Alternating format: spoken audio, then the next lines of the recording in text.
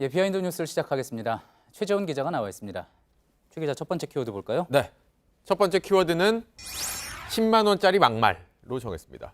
예, 비싸다면 비싸고 싸다면 싼데 무슨 이야기입니까? 네, 오늘 논란이 된 인물이 있었습니다. 자유한국당의 김재원 의원인데 어제 대구를 방문해서 이런 발언을 했습니다. 뭔지는 직접 들어보시죠. 예, 이해찬 대표가 뭐라 했습니까? 내 죽기 전에는 정권 안 뺏긴다. 택시기사가 이렇게 이야기합니다. 아이, 의원님 틀리십니다. 이해찬이가 그러면 2년 내에 죽는단 말 아닙니까? 다음에 한동안 대통령 되겠네요. 내가 10만 원 주고 내렸습니다, 택시. 예, 논란이 될 수밖에 없겠군요. 자, 그런데 나 죽기 전에는 정권 안 빼앗긴다. 이해찬 의원이 했던 말과 대표가 했던 말과는 좀 다른 것 같습니다. 약간 다른데 김 의원이 언급한 이해찬 대표의 발언은 이겁니다. 이것도 영상으로 준비했습니다. 우리가 정권을 뺏기면은 하고 싶어도 또 못하기 때문에 제가 살아있는 동안은 절대로 안 뺏기게 그렇게 당을 아주 철통같이 방어하려고 지금. 네, 예. 이 대표는 살아있는 동안이라고 표현을 했는데 여기에 대해서 김재원 의원이 택시기사의 말을 빌어서 들으신 것처럼 발언을 했던 거죠. 민주당에서 강하게 반발을 했는데 오늘 논평만 2개나 냈습니다. 너무나 험악하고도 저열한 막말이다라는 논평을 냈고 또 하나는 사람으로서 기본도 갖추지 못한 것으로 구태 정치의 표본이다라면서 좀 공식적으로 사과도 하고 지금 맡고 있는 예결위원장 자리도 내놔라 이렇게 요구를 했습니다. 이런 논평에 대한 김재원 의원 측의 반응도 있었습니까? 한 언론 인터뷰를 통해서 우스갯소리였다라고 해명을 했는데 사과 입장은 밝히지 않았습니다. 그런데 김 의원의 막말 논란이 이번이 처음은 아닙니다. 2015년에는 세월호 참사 특별조사위원회를 놓고 이런 발언들을 했는데 세금 도둑이다, 또 탐욕의 결정체다라고 발언을 했다가 논란이 일었었습니다. 또 이보다도 이전으로 거슬러 올라가게 되면 2012년 이 당 대변인에 내정된 직후에 기자들과 만난 자리에서 이 XX 같은 XX들아 너희가 기자 맞느냐라고 제가 직접 전하기는 좀 어려운 발언을 했다가 논란이 됐고 또 대변인이 된 지 하루 만에 자진 사퇴하는 일도 있었습니다. 예. 자, 그런 막말 논란들과 또 마찬가지의 논란, 간단히 끝날 문제는 아닌 것 같습니다. 내일도 여러 가지 이야기가 나올 것 같습니다. 자, 다음 키워드 볼까요? 네, 다음 키워드는 원팀의 만찬 정치로 정했습니다. 예, 원팀이라고 하면 하나의 팀 이야기하는 것 같은데 어떤 이야기입니까? 네, 이재명 경기도지사가 이 친형 강제 입원 문제와 관련해서 대법원 선고를 앞두고 있습니다. 2심에서는 당선 무효형을 받았는데 이 관련해서 민주당의 전해철 의원이 대법원에 탄원서를 제출했다는 내용이 전해졌습니다. 이 지사가 경기도에 반드시 필요한 정치인이라면서 선처를 해달라라는 내용의 탄원서입니다. 그런데 아시는 분들은 아시겠지만 전해철 의원은 지난해에 이재명 지사와 이 경기도지사 후보 자리를 놓고 경쟁을 했었고 또 적지 않은 갈등을 빚었던 사이입니다. 그랬던 두 사람이 오늘 이 저녁 자리도 저녁 만찬도 함께 하는 것으로 알려졌습니다. 예. 자, 그러니까 선거 때는 지방선거 때는 서로 격렬하게 싸웠지만 이제는 다 화해했다.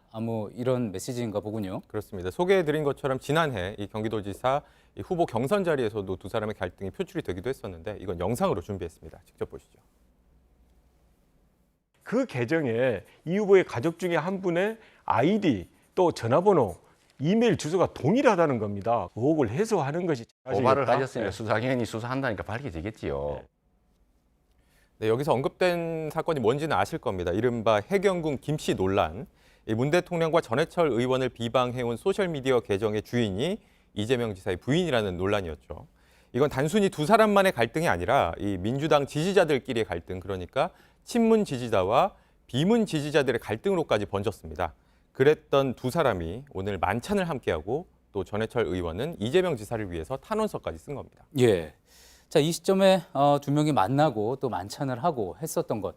단순히 지금 이 시점에서 화해를 했기 때문이다 보기는 힘들겠죠. 또 배경이 있는 거겠죠. 예, 관련해서 제가 여권 관계자에게 좀 물어봤는데 이 탄원서 문제는 상당히 오래전부터 논의가 됐었다라고 말을 했습니다. 그런데 이 시점에 지금 공개가 된 것이죠. 그리고 지난달 28일에는 이런 자리도 있었습니다. 문 대통령과 가까운 것으로 알려진 이 양정철 민주연구원장 또 이 김경수 전남지사 경남지사. 경남지사 예. 그리고 이재명 지사와 함께 만나서 이렇게 술잔을 기울이는 모습이 공개가 되기도 했었습니다. 그리고 원래 이 자리에는 전해철 의원도 함께하기로 돼 있었는데 이날 함께하지 못하고 오늘 이 이재명 지사와 따로 자리를 하게 된 것이죠. 이달의 만남의 배경은 이런 걸 텐데요. 최근에 민주연구원이 이런 보고서를 낸 적이 있습니다. 내년 총선에서 이기려면 민주당은 원팀이 되어야 한다, 하나가 되어야 한다라는 예. 내용의 보고서가 나왔는데 이 이른바 친문계로 거론되는 인사들이 잇따라서 이재명 지사를 끌어안는 모습도 이런 기조와 무관치 않다고 봐야 할 겁니다. 예. 이 모습을 보고 바른미래당의 하태경 의원이 소셜미디어에 이런 글을 쓰기도 했는데 경제와 외교 안보는 민주당에 배울 게 없지만 정치는 배울 게 많다. 친문과 비문 다시 하나 되듯이 친박과 비박도 탄핵 극복하고 화해를 해야 한다라고 썼습니다. 예. 자, 오늘은 키워드가 3개죠. 네. 예. 뭡니까? 하나 더 준비한 키워드는 투자왕의 예언으로 정했습니다. 예. 투자왕 하면은 떠오르는 사람들이 몇 명 있는데 누구 이야기입니까? 이 짐 로저스라고요. 흔히 뭐 언론에서 세계 3대 투자자다 흔히 표현을 하곤 하는데 가장 유명한 사람은 워렌 버핏일 테고요. 그리고 이 짐 소로스, 조지 소로스, 그리고 오늘 소개해드릴 짐 로저스까지 3명을 가리키는 말입니다. 짐 로저스가 최근 일본을 돌면서 강연을 했는데 일본 매체 보도에 따르면 이런 발언을 했다고 합니다. 역사적으로 올림픽은 국가의 돈벌이가 된 사례가 없다. 오래 지나지 않아 올림픽의 폐해가 일본을 침식할 것이다. 라고 예. 발언을 했다고 합니다. 올림픽의 저주 뭐 이런 이야기는 가끔 나오기는 했습니다. 경제학적으로도 그렇고. 자, 그런데 일본 경제에 해가 될 거다. 그리고 침식할 거다. 상당히 강하게 비판을 했군요. 네, 사실 짐 로저스는 이 일본에 대해서 박한 평가를 많이 해왔던 인물이기도 합니다. 자신의 저서를 통해서 이런 발언도 했었는데 지금 내가 만약 10살 일본인이라면 즉시 일본을 떠날 것이다. 또 일본은 2050년 범죄 대국이 될 것이다. 라고 말을 하기도 했습니다. 반면에 예. 한국에 대해서는 이 역사상 유례 없는 기회의 땅이라고 좀 치켜 세우는 모습을 보이기도 했었습니다. 예. 짐 로저스가 한국에 대해서 그동안 뭐 그리고 이제 통일에 대해서 긍정적인 이야기 했던 것들 많이 기억을 하실 텐데요. 알겠습니다. 예, 여기까지 듣겠습니다. 최재원 기자였습니다.